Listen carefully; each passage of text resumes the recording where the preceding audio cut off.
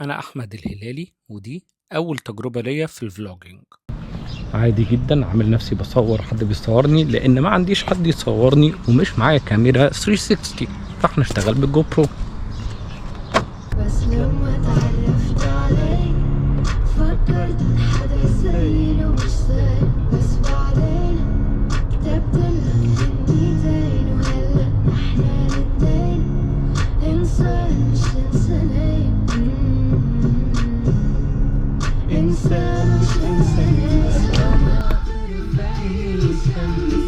حكي بالولا وحكي بالهم والدنيا صيف وياما بالصيف ساعدني وتراضيني.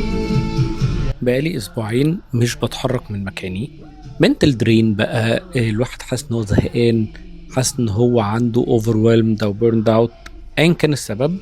بس فعلا ما قمتش من مكاني، والنهاردة قررت أغير ده.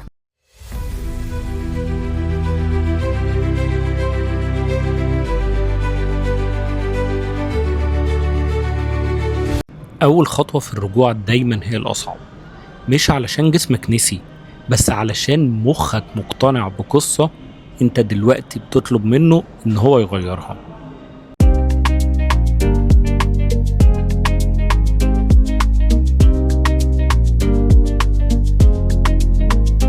لو مش عارفين انا بعمل ايه، فانا شغلتي الاساسية هي ان انا اساعد الناس ان هي تطلع تتكلم عن مسرح بثقة وتعرف تأدي جامد تحت الضغط.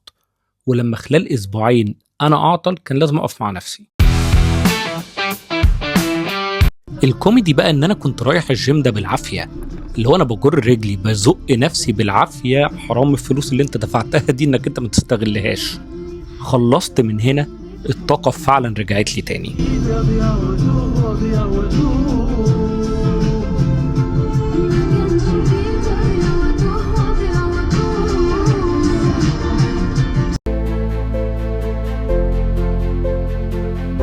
رجعت البيت والأول مرة من أسبوعين عندي الطاقة والقدرة إن أنا أقعد أشتغل.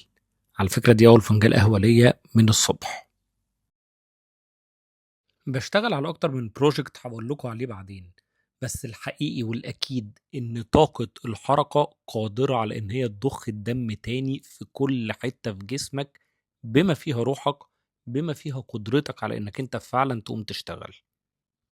ملحوظة، أنا علاقتي رديئة جدا بنوشن، فلو في حد عنده تيبس ازاي اقدر اتعامل مع نوشن واستفيد منه بشكل كبير، ارجوكوا حطوها في كومنتس او بعتولي.